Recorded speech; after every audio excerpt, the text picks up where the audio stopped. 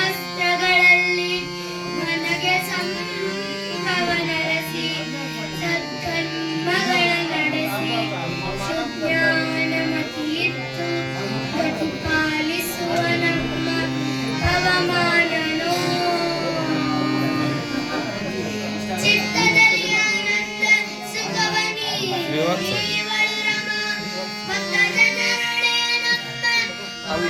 ಮೊಮ್ಮಗನ ಹೆಸರು ಗೊತ್ತಿಲ್ಲ. ಮೊಮ್ಮಗನ ಹೆಸರು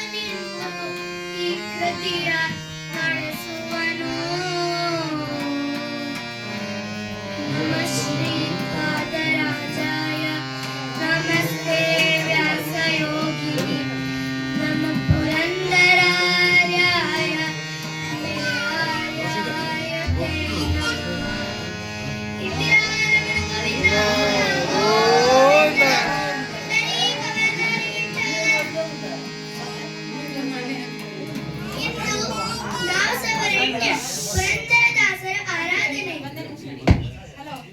ದಯವಿಟ್ಟು ಯಾರು ಮಾತಾಡ್ಲಿಕ್ಕೆ ಹೋಗ್ಬೇಡ್ರಿ ಪ್ಲೀಸ್. ಸ್ವಲ್ಪ ಹುಡುಗಿಗೆ ಪ್ರೋತ್ಸಾಹ ಕೊಟ್ಟು ಏನ್ ಹೇಳ್ತಾಳ ಕೇಳ್ರಿ. ಹಾ, ದಯವಿಟ್ಟು ಯಾರು ಮಾತಾಡ್ಬೇಡ್ರಿ ಅಷ್ಟ.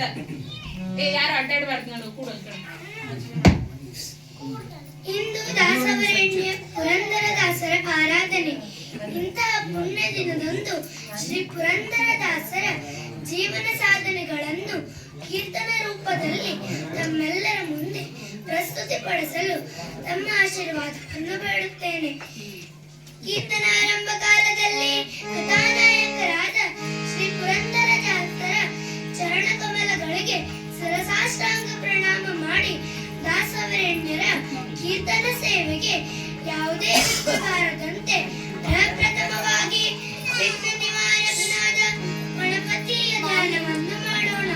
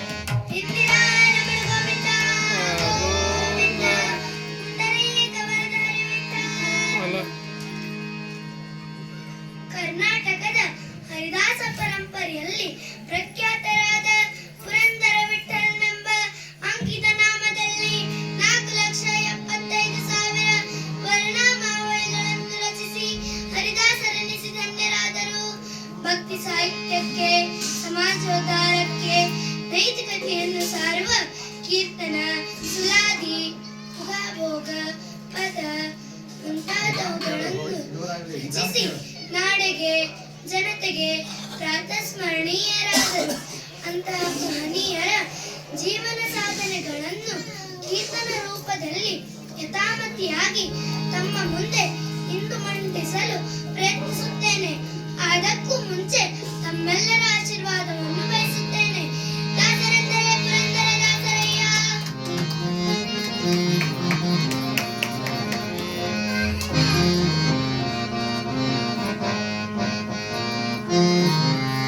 ದಾಸರೆಂದರೆ ಪುರಂದರ ದಾಸರಯ್ಯ. ದಾಸರೆಂದರೆ ಪುರಂದರ ದಾಸರಯ್ಯ. ವಾಸುದೇವ ಕೃಷ್ಣನ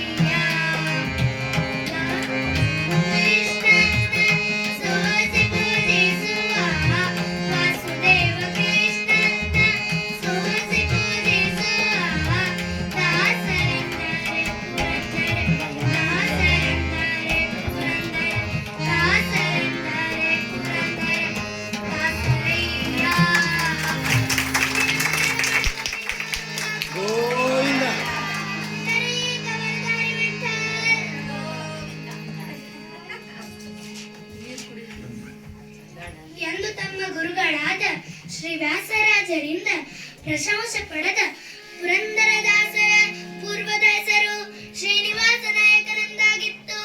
ವರದಪ್ಪ ನಾಯಕ ಮತ್ತು ರುಕ್ಮಿಣಿಬಾಯಿ ದಂಪತಿಗಳ ಉದರದಲ್ಲಿ ಪುರಂದರಗಡದಲ್ಲಿ ಕ್ರಿಸ್ತ ಶಕ 1480ರಂದು ಜನಿಸಿದರು. ಈ ಪ್ರಕಾರ ಪುರಂದರಗಡದಳು ಹಿರಿಯ ಸಾಹುಕಾರನೆನಿಸಿ ಮೆರೆದರು. ಶನಿವಾರ ವೃತ್ತಿ ಅಂದರೆ ಬಂಗಾರ ಬೆಳ್ಳಿಯ ವ್ಯಾಪಾರಸ್ಥರಾಗಿ ಅಪಾರ ದ್ರವ್ಯಗಳನ್ನು ಗಳಿಸಿ ನವಕೋಟಿ ನಾರಾಯಣರೆಂದು ಪ್ರಸಿದ್ಧರಾಗಿದ್ದರು. ಎಷ್ಟೇ ಸಂಪತ್ತಿದ್ದರೂ ಸಹ ಮಹಾಜಿಪುಣರಾಗಿದ್ದರು. ಒಂದು ಪೈಸೆ ದಾನ ಧರ್ಮ ಮಾಡದೆ ಬರೆ ಹಣಗಳಿಕೆಯಲ್ಲಿ ಮಗ್ನರಾಗಿ ಶ್ರೀಮಂತಿಕೆಯ ವೈಭವದಲ್ಲಿ ಮೆರೆಯುತ್ತಿದ್ದರು. ಅವರ ಪತ್ನಿ ಹೆಸರು ಸರಸ್ವತಿಬಾಯಿ. ಮಹಾಸಾಧ್ವಿ, ಭಗವದ್ಭಕ್ತೆ, ಧರ್ಮ ಕಾರ್ಯದಲ್ಲಿ ದಾನ ಧರ್ಮಗಳಲ್ಲಿ ಆಸಕ್ತರು. ಆದರೆ ಗಂಡ ಜಿಪುಣ, ಒಂದು ಪೈಸೆ ಕೂಡ ಅವಳಿಗೆ ನೀಡುತ್ತಿರಲಿಲ್ಲ. ಹೀಗೆ ಕಾಲ ಕಳೆಯುತ್ತಾ ಬರುತ್ತಿದ್ದಾಗ ಶ್ರೀಹರಿಯು ಶ್ರೀನಿವಾಸ ನಾಯಕನಿಗೆ ವೈರಾಗ್ಯ ಭಾಗ್ಯವನ್ನು ನೀಡಲು ಸಂಕಲ್ಪಿಸಿ ಒಂದು ದಿನ ಬ್ರಾಹ್ಮಣ ವೇಷವನ್ನು ಧರಿಸಿ ತನ್ನೊಡನೆ ತನ್ನ ಮಗನನ್ನು ಕರೆದುಕೊಂಡು ಶ್ರೀನಿವಾಸ ನಾಯಕರಿದ್ದ ಅಂಗಡಿಯ ಬಳಿಗೆ ಬಂದು ಶ್ರೀನಿವಾಸ ನಾಯಕರಿಗೆ ಕುರಿತು, ಹೇ ನಾಯಕರೇ, ಶ್ರೀಮಂತರೇ, ನನ್ನ ಮಗ ಉಪನಯನದ ವಯಸ್ಸಿಗೆ ಬಂದಿದ್ದಾನೆ. ಅವನಿಗೆ ಉಪನಯನ ಮಾಡಬೇಕಾಗಿದೆ. ಆದರೆ ನಾನು ದರಿದ್ರ, ಬಡ ಬ್ರಾಹ್ಮಣ. ಉಪನಯನ ಮಾಡಲು ಹಣವಿಲ್ಲ. ಸಕಾಲದಲ್ಲಿ ಉಪನಯನ ಮಾಡಬೇಕೆಂಬುದು ಶಾಸ್ತ್ರವಿದೆ. ಆದರೇನು ಮಾಡಲಿ ನಾಯಕರೇ? ತಾವು ಕೈಬಿಟ್ಟು ನನ್ನ ಮಗನ ಉಪನಯನಕ್ಕೆ ಧನ ಸಹಾಯ ಮಾಡಿ, ಪುಣ್ಯ ಬರುತ್ತದೆ ಎಂದು ಅಂಗಲಾಚಿದರು. ಜಿಪುಣನಾದ ಶ್ರೀನಿವಾಸ ನಾಯಕ ಬ್ರಾಹ್ಮಣನನ್ನು ಕುರಿತು ಅಸಹ್ಯ ಮಾಡಿ, ಒಂದು ಪೈಸೆ ಕೊಡದೆ ಇಲ್ಲಿಂದ ನಡೆ ಎಂದು ಜರೆದು ಓಡಿಸಿದರು. ಪರಮ ಕರುಣಾ ಸಿಂಧು ಆದ ಭಗವಂತನು ಅಲ್ಲಿಂದ ನಡೆದು ನೇರವಾಗಿ ಅವರ ಮನೆಗೆ ಬಂದು ಅವರ ಪತ್ನಿಯಾದ ಸರಸ್ವತಿಬಾಯಿಯನ್ನು ಭೇಟಿ ಮಾಡಿ, ಅಮ್ಮ, ನನ್ನ ಮಗನ ಉಪನಯನ ಮಾಡಬೇಕಾಗಿದೆ. ಕೈಯಲ್ಲಿ ಹಣವಿಲ್ಲ. ಉಪನಯನಕ್ಕೆ ಏನಾದರೂ ಧನ ಸಹಾಯ ಮಾಡಿ ಎಂದು ಅಂಗಲಾಚಿ ಬೇಡಿದನು. ಮಹಾಸಾಧ್ವಿಯಾದ ಸರಸ್ವತಿಬಾಯಿಯವರು ಮನನೊಂದು, ಹೇ ಬ್ರಾಹ್ಮಣನೇ, ನನ್ನ ಗಂಡ ಮಹಾಜಿಪುಣ, ಅಪಾರ ಸಂಪತ್ತಿದ್ದರೂ ಕೂಡ ನನಗೆ ಒಂದು ಪೈಸೆ ಕೊಡುವುದಿಲ್ಲ. ನನ್ನಲ್ಲಿ ಏನೂ ಇಲ್ಲ ಎಂದು ನುಡಿದಾಗ ಪರಮಾತ್ಮನು, ಅಮ್ಮ, ನಿಮ್ಮ ತವರು ಮನೆಯಿಂದ ತಂದ ಮುಂಗುತಿ ಇದೆಯಲ್ಲ, ಅದನ್ನೇ ನನಗೆ ದಾನ ಮಾಡಿ ಎಂದು ಬೇಡಲು ಆ ಸಾಧ್ವಿ ಮಣಿ ತನ್ನ ತವರು ಮನೆಯಿಂದ ತಂದ ಮುಂಗುತಿಯನ್ನು ಶ್ರೀಕೃಷ್ಣಾರ್ಪಣವೆಂದು ಬ್ರಾಹ್ಮಣ ರೂಪಿಯಾದ ಭಗವಂತನಿಗೆ ಸಮರ್ಪಿಸಿದರು. ಆ ಮುಂಗುತಿಯನ್ನು ಪಡೆದ ಬ್ರಾಹ್ಮಣ ಶ್ರೀನಿವಾಸ ನಾಯಕರಲ್ಲಿಗೆ ಬಂದು, ಹೇ ನಾಯಕರೇ, ಈ ಮೂಗುತಿಯನ್ನು ಇಟ್ಟುಕೊಂಡು ನನಗೆ ಹಣ ಕೊಡಿ ಎಂದು ಬೇಡುತ್ತೇನೆ. ಬ್ರಾಹ್ಮಣ ನೀಡಿದ ಮೂಗುತಿಯನ್ನು ನೋಡಿದ ನಾಯಕರು, ಎಲ, ಇದು ನನ್ನ ಹೆಂಡತಿಯ ಮೂಗುತಿ. ಈ ಬ್ರಾಹ್ಮಣನಲ್ಲಿ ಹೇಗೆ ಬಂದಿತು? ಕಳುವು ಮಾಡಿಕೊಂಡು ಬಂದನೋ ಹೇಗೆ ಎಂದು ಚಿಂತಿತನಾಗಿ ಆ ಮೂಗುತಿಯನ್ನು ತಿಜೋರಿಯಲ್ಲಿ ಭದ್ರಪಡಿಸಿ ತಡ ಮಾಡದೆ ಮನೆಗೆ ಬಂದು ಹೆಂಡತಿಯನ್ನು ಕುರಿತು, ನಿನ್ನಲ್ಲಿದ್ದ ಮೂಗುತಿಯಲ್ಲಿ ಅದನ್ನು ಕೂಡಲೇ ತಂದು ತೋರಿಸಿ ಎಂದು ಆಗ್ರಹಪಡಿಸಲು ಹೆದರಿಕೆಯಿಂದ ನಡುಗಿದ ಸರಸ್ವತಿಬಾಯಿಯವರು ಏನು ಉತ್ತರ ಕೊಡುವುದೆಂದು ಚಿಂತಿಸಿ ಕೊನೆಗೆ ಗಂಡನ ಕೋಪದಿಂದ ಪಾರಾಗಲು ಬಟ್ಟಲಲ್ಲಿ ವಿಷವನ್ನು ಹಾಕಿಕೊಂಡು ಆತ್ಮಹತ್ಯೆ ಮಾಡಲು ಪ್ರಯತ್ನಿಸುತ್ತಿರುವಾಗ ಮೇಲಿನಿಂದ ಆ ವಿಷದ ಬಟ್ಟಲಲ್ಲಿ ಆ ಮೂಗುತಿ ಬಂದು ಬಿತ್ತು. ಮೂಗುತಿಯನ್ನು ನೋಡಿ ಸಂತೋಷದಿಂದ ಹರಿನಾಮ ಸ್ಮರಿಸುತ್ತ ಮೂಗುತಿಯನ್ನು ತಂದು ಗಂಡನ ಕೈಗೆ ನೀಡಿದಳು. ಮೂಗುತಿಯನ್ನು ಪರೀಕ್ಷಿಸಿದ ಶ್ರೀನಿವಾಸ ನಾಯಕ ಆಶ್ಚರ್ಯದಿಂದ ಅಂಗಡಿ ತಿಜೋರಿಯಲ್ಲಿದ್ದ ಮೂಗುತಿ ಹಾಗೂ ಈ ಮೂಗುತಿ ಮುಂದೆ ಇದೆ, ಅಲ್ಲಿ ಭದ್ರಿಸಿಟ್ಟಿದ್ದ ಮೂಗುತಿ ಇಲ್ಲಿ ಹೇಗೆ ಬಂದಿತ್ತು ಎಂದು ಆಶ್ಚರ್ಯಚಕಿತನಾಗಿ ಅಂಗಡಿಗೆ ಬಂದು ನೋಡಲು ಅಲ್ಲಿ ಆ ಮೂಗುತಿ ಮಾಯವಾಗಿತ್ತು. ಇದರಿಂದ ಆಶ್ಚರ್ಯಚಕಿತನಾಗಿ ಬ್ರಾಹ್ಮಣನನ್ನು ಹುಡುಕಲು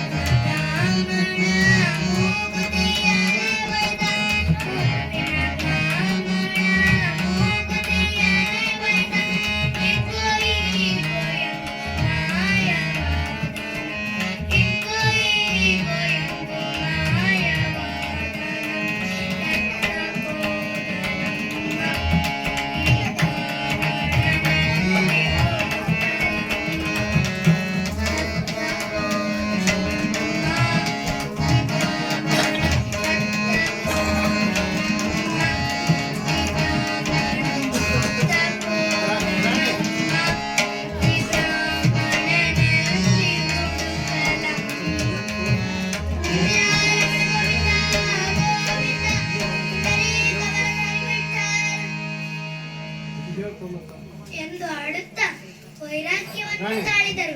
ತಮ್ಮ ಮನವನ್ನು ಕುರಿತು ಆದದ್ದೆಲ್ಲ ಒಳಿತೇ ಆಯಿತು.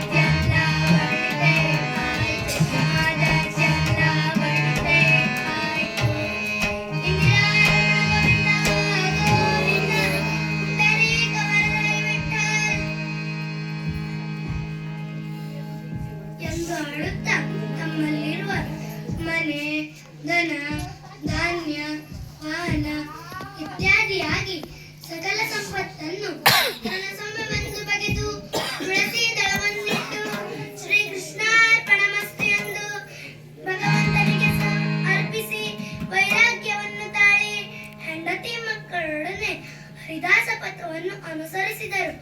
ಪರಮಾತ್ಮನ ಮಾಯನ್ನು ಕೊಂಡಾಡುತ್ತಾ ವಿಜಯನಗರದಲ್ಲಿದ್ದ ವ್ಯಾಸರಾಜರಲ್ಲಿಗೆ ಬಂದು ಸಾಷ್ಟಾಂಗವಿರಿಗಿದರು.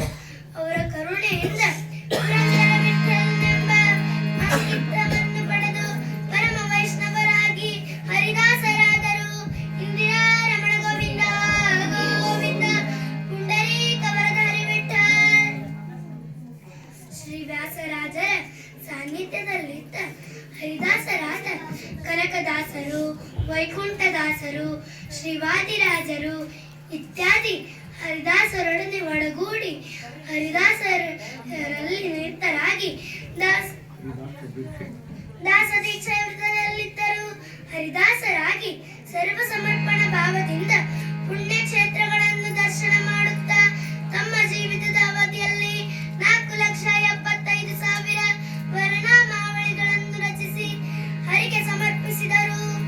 ಅವರ ಕೀರ್ತನೆಗಳು ಆಧ್ಯಾತ್ಮ, ಸಮಾಜೋದ್ಧಾರ, ಊಟಾಟಿಕೆ ಖಂಡನೆ, ನಿಜವಾದ ಜ್ಞಾನ, ಭಕ್ತಿ, ವೈರಾಗ್ಯ, ಸಮಾಜದ ಅಂಕುಡೊಂಕುಗಳನ್ನು ತಿದ್ದುವಿಕೆ, ನೈತಿಕತೆ, ಬೋಧನೆ ಇತ್ಯಾದಿಯಾದ ಅಂಶಗಳನ್ನು ಒಳಗೊಂಡಿದ್ದ ಮಾನವ ಜನ್ಮ ದೊಡ್ಡದೋ, ಇದು ಹಾನಿ ಮಾಡಿಕೊಳ್ಳಬೇಡಿರೋ, ಹುಚ್ಚಪ್ಪಗಳಿರ ಎಂಬ ದಿವ್ಯ ಸಂದೇಶವನ್ನು ಮಾನವ ಜನಾಂಗಕ್ಕೆ ನೀಡಿದ್ದರಲ್ಲದೆ ತಮ್ಮ ಭಕ್ತಿ ಸಾಹಿತ್ಯದಿಂದ ಕನ್ನಡ ಸರಸ್ವತಿಯನ್ನು ಶ್ರೀಮಂತಗೊಳಿಸಿದ್ದಾರೆ. ಅಲ್ಲದೆ ತಾವು ರಚಿಸಿದ ಪದ್ಯಗಳಿಗೆ ರಾಗ ತಾಳಗಳ ಸಂಯೋಜನೆ ಮಾಡಿ ಕರ್ನಾಟಕದ ಸಂಗೀತದ ಪಿತಾಮಹ ಎಂಬ ಹೆಗ್ಗಳಿಕೆಗೆ ಪಾತ್ರ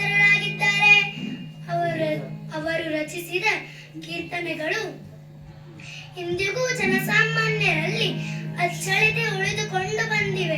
ಅವರ ಕೀರ್ತನೆಗಳು ಪ್ರತಿದಿನ ಜನತೆ ಹಾಡಿ ಆನಂದಿಸಿ ಪುನೀತರಾಗುತ್ತಿದ್ದಾರೆ. ಇಂದು ನಾವು ಸಹ ಅವರ ಕೀರ್ತನೆಯನ್ನು ಹಾಡೋಣ.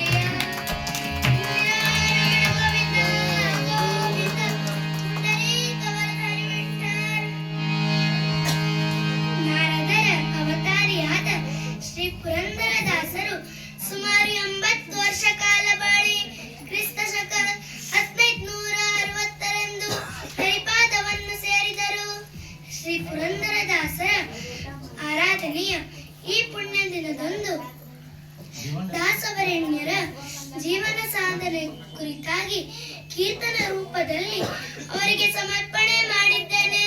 ಪುರಂದರದಾಸರು ಆಕಾಶದ ವಿಸ್ತಾರಕ್ಕೆ ಸಮನಾದವರು.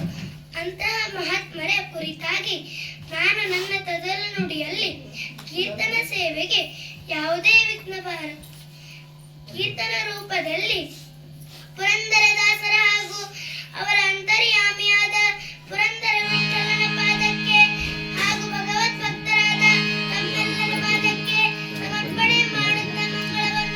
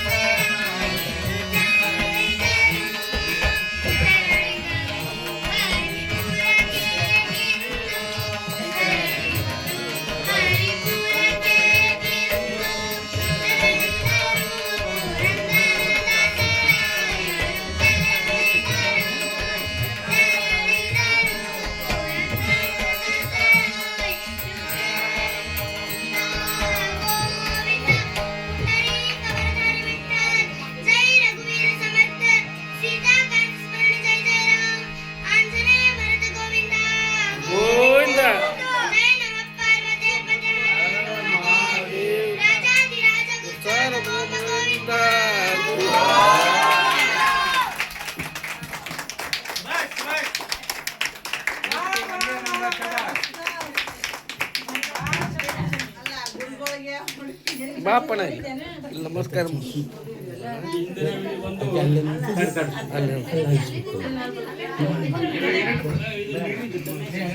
ಇಲ್ಲೇನಿಲ್ಲವೇ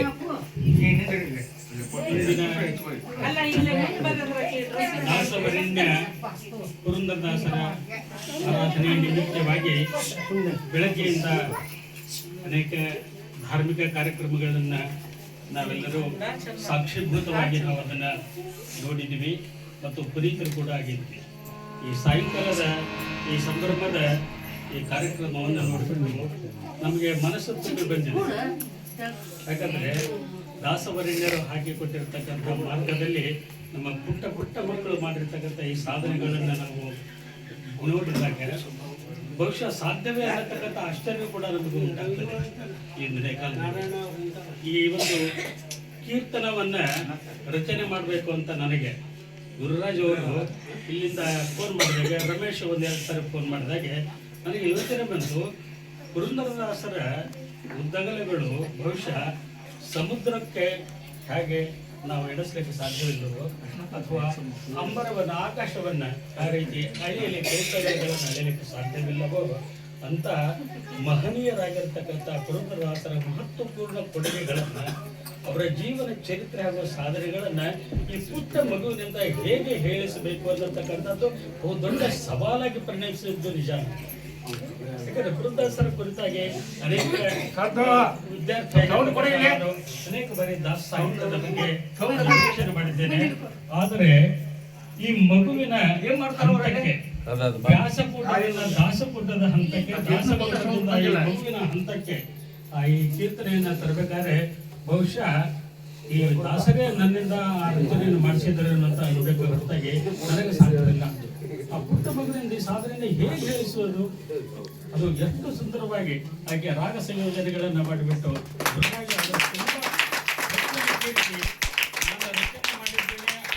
ತುಂಬಾ ಗೌಣ ಅವರಲ್ಲಿ. ಆದರೆ ಗುರುರಾಜ ಅದಕ್ಕೆ ತುಂಬಾ ಶ್ರಮ ಪಟ್ಬಿಟ್ಟು ಗೀತೆಗಳನ್ನ ಕೃತಿಗಳನ್ನ ಅವಕ್ಕೆಲ್ಲ ಹಾಕಿಬಿಟ್ಟು ಈ ಪುಟ್ಟ ಮಗುವಿನ ಭಾವದಿಂದ ದೊಡ್ಡ, ನಾವು ಸೂಜಿಯಿಂದ ಆನೆಯನ್ನು ನೋಡಿದ್ವಿ ಅಂತ ಭಾಗವತದಲ್ಲಿ ಒಂದು ಮಾತು ಬರ್ತದೆ, ಸೂಜಿಯಿಂದ ಆನೆಯನ್ನು ನೋಡುವುದು. ಅದಕ್ಕೆ ಈ ಪುಟ್ಟ ಮಗುವಿನಿಂದ ಪುರಂದರದಾಸರ ದರ್ಶನವನ್ನು ಮಾಡಿಕೊಳ್ಳುವುದಂದ್ರೆ ಏನು ಸಾಮಾನ್ಯ ಅದು. ಅದಕ್ಕೆ ನಮಗೆ ಈ ಸಂದರ್ಭದಲ್ಲಿ ಆ ಮಗುವಿಗೆ ಎಷ್ಟು ಅಭಿನಂದನೆಗಳನ್ನು ಸಲ್ಲಿಸಿದ್ರೂ ಸಾಲದು. ಅಲ್ಲದೆ ನಾವು ಹಿರಿಯರಾಗಿರ್ತಕ್ಕಂಥ ನಮ್ದೊಂದು ಕರ್ತವ್ಯ, ನಮ್ಮದು ತುಂಬಾ ದೊಡ್ಡ ಜವಾಬ್ದಾರಿ ಇದೆ. ಆ ಜವಾಬ್ದಾರಿ ಏನಂತ ಕೇಳಿದ್ರೆ, ನಾವು ನಮ್ಮ ಪರಂಪರೆಯನ್ನು ಉಳಿಸಿಕೊಂಡು ಬರುವುದರ ಜೊತೆಯಲ್ಲಿ ಮುಂದಿನ ನಮ್ಮ ಮಕ್ಕಳಿಗೆ ಅದನ್ನು ಬೆಳೆಸತಕ್ಕಂಥ ಪ್ರೋತ್ಸಾಹವನ್ನು ನೀಡತಕ್ಕಂಥ ಜವಾಬ್ದಾರಿ ನಮ್ಮೆಲ್ಲರ ಮೇಲಿದೆ ಅನ್ನತಕ್ಕಂಥದ್ದನ್ನು ಈ ಸಂದರ್ಭದಲ್ಲಿ ನಾನು ನಿಮ್ಮೆಲ್ಲರಲ್ಲಿ ವಿನಂತಿಸಿಕೊಳ್ಳುತ್ತಾ, ಹೃದಯ ತುಂಬಿ ನಾನು ಯಾವ ರೀತಿ ಕೃತಜ್ಞತೆಗಳನ್ನು ಹೇಳಬೇಕು ಅನ್ನತಕ್ಕಂಥದ್ದು ನನಗೆ ಶಬ್ದಗಳಿಲ್ಲ. ಅದಕ್ಕೆ ದಾಸವರಣ್ಯರು ಈ ಮಗುವಿಗೆ ಆಯುರಾರೋಗ್ಯ ಐಶ್ವರ್ಯಾದಿಗಳನ್ನೆಲ್ಲ ಕೊಟ್ಟು ಬಿಟ್ಟು ಇದೇ ರೀತಿ ದಾಸ ಸಾಹಿತ್ಯದಲ್ಲಿ ಅವಳ ಅಕಾಡೆಮಿಕ್ ಎಜುಕೇಶನ್ ಅಂತ ನಾವೇನು ಕರಿತೀವಿ, ಅದರ ಜೊತೆಯಲ್ಲಿ ಈ ದಾಸ ಸಾಹಿತ್ಯದ ಒಂದು ಸಂಗ್ರಹ ರೂಪದಲ್ಲಿ ಕೂಡ ಮುಂದುವರಿಯಲಿ, ಅದಕ್ಕೆ ಭಗವಂತ ಶಕ್ತಿಯನ್ನು ಅದಕ್ಕೆ ತುಂಬಲಿ ಅಂತ ಹೇಳ್ಬಿಟ್ಟು ನಾನು ತುಂಬ ಹೃದಯದ ಪ್ರಾರ್ಥನೆಯನ್ನು ಮಾಡಿ ನಿಮ್ಮೆಲ್ಲರ ಪರವಾಗಿ ಅವರಿಗೆ ಶುಭ ಆಶೀರ್ವಾದಗಳನ್ನು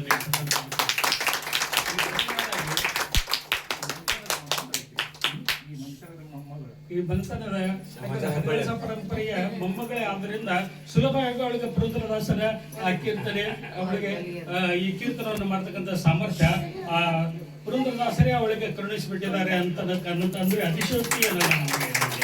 ಎರಡನೇದಾಗಿ ಗುರುರಾಜ್ ಅವರು ಸುಮಾರು ಇದಕ್ಕೊಂದು ಒಂದು ತಿಂಗಳ ಕಾಲ ಅವರು ಶ್ರಮಪಟ್ಟು ಹಾಡುಗಳನ್ನು ಕೊಡಿಸಿ ಅವುಗಳಿಗೆ ಸ್ವರಸಂಯೋಜನೆಗಳನ್ನು ಮಾಡಿಬಿಟ್ಟು ಯಾವ್ಯಾವ ಹಾಡುಗಳನ್ನು ಎಲ್ಲಿ ಆ ಕೀರ್ತನೆ ಎಲ್ಲೆಲ್ಲಿ ಸಂದರ್ಭದಲ್ಲಿ ಸೇರಿಸಬೇಕು ಅನ್ನತಕ್ಕಂಥದ್ದನ್ನು ಮಾಡಿ ಆ ಮಗುಗೆ ಕಲಿಸಿರ್ತಕ್ಕಂಥದ್ದಕ್ಕೆ ಅವರಿಗೆ ತುಂಬ ಕೃತಜ್ಞತೆ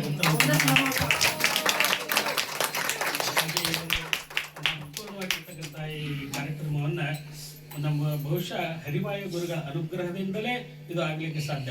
ಇಲ್ಲಿ 3 ಪ್ರತಿಭೆಗಳನ್ನು ಇವತ್ತು ನೋಡಿದ್ವಿ ನಾವು, ಒಂದೇ ಪ್ರತಿಭೆ ಅಲ್ಲ, 3 ಪ್ರತಿಭೆಗಳನ್ನು ನೋಡಿದ್ದೀವಿ. ಅದಕ್ಕೆ ನಾವು ತುಂಬ ಇದರ ಕೃತಜ್ಞತೆಗಳನ್ನು ಹೇಳ್ತೀವಿ. ಆ ಮಕ್ಕಳು ಇದೇ ರೀತಿ ಮುಂದೆ ಒಳ್ಳೊಳ್ಳೆ ಸಾಧನೆಗಳನ್ನು ಮಾಡಲಿ ಅಂತ ಹೇಳ್ಬಿಟ್ಟು ನಾನು ಆಶಿಸ್ತಾ ಇದ್ದೀನಿ. ಹಾಗೆ ಈ ಸಂದರ್ಭದಲ್ಲಿ ಪ್ರಥಮವಾಗಿ ನಮ್ಮ ರಾಘವೇಂದ್ರ ಸ್ವಾಮಿಗಳ ಪಾತ್ರವನ್ನ ಮಾಡಿಬಿಟ್ಟು ರಾಮದೇವರ ಪೂಜೆಯನ್ನು ನಮ್ಮ ಕಣ್ಣೆದುರಿಗೆ ಕಟ್ಟುವಂತೆ ಆ ಪೂಜೆಯನ್ನ ಮಾಡಿಸಿ ನಮ್ಮನ್ನ ಧನ್ಯರನ್ನ ಮಾಡಿ ನಮಗೆ ಅದರ ಮಾಡಿರ್ತಕ್ಕಂಥ ಅಶೋಕ್ ಬೆಳಗ್ಲೆ ಅವರ ಮೊಮ್ಮಗನಾದ ಕುಮಾರ ಶ್ರೀಮತ್ ಸಂಜೀತ್ ಕಿರಣ್ ಕುಲಕರ್ಣಿ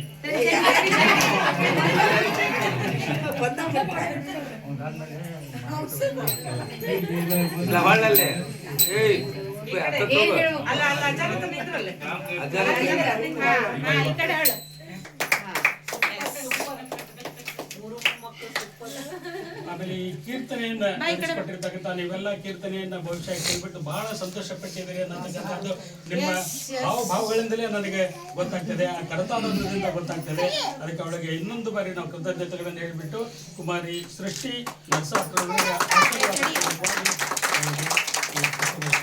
ಹಾಗೂ ಅಶೋಕ್ ಅವರಿಂದ ಅವರ ತಾತ ಅಶೋಕ್ ಅವರಿಂದ ಮಾಮನ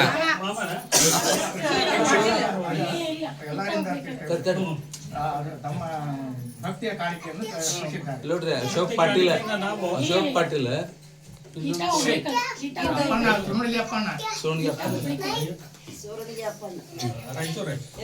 ರಾಯಚೂರ್ ಸುಧೀಂದ್ರ ರಾಯಚೂರ್ ಆಚಾರ ಸುಧೀಂದ್ರ ರಾಯಚೂರ್ ಅವರು ಅಶೋಕ್ ಪಾಟೀಲ್ ದಾಸರಿಗೆ ಅರ್ಪಿಸ್ತಿದ್ದೀವಿ.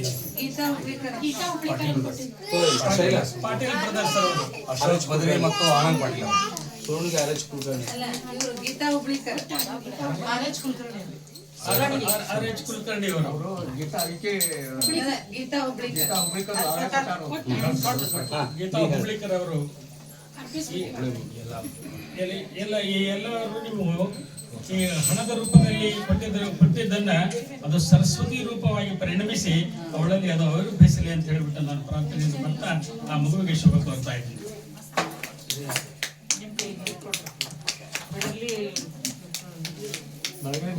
ಬೆಳಗಲಿ ಮಂತ್ರದಿಂದ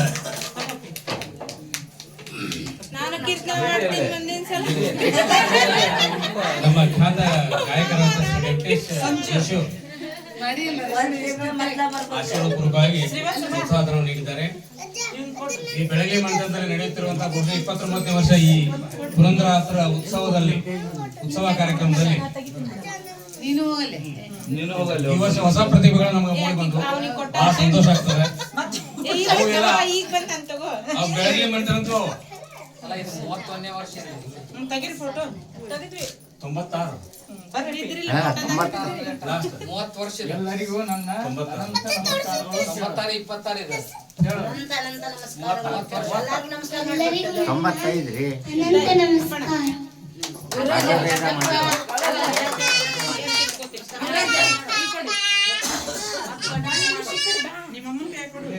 ಈ ಸೃಷ್ಟಿ ನರಸಾಪುರ ಅವರ ಈ ಕೀರ್ತನಾ ಕಾರ್ಯಕ್ರಮಕ್ಕೆ ಬಹುಶಃ ಗುರುಗಳಾದಂತ ಶ್ರೀ ಸೋದರ ಗುರುರಾಜ್ ಕುಲಕರ್ಣಿ ಅವರು ಶ್ರಮ ಬಹಳ ಅದ.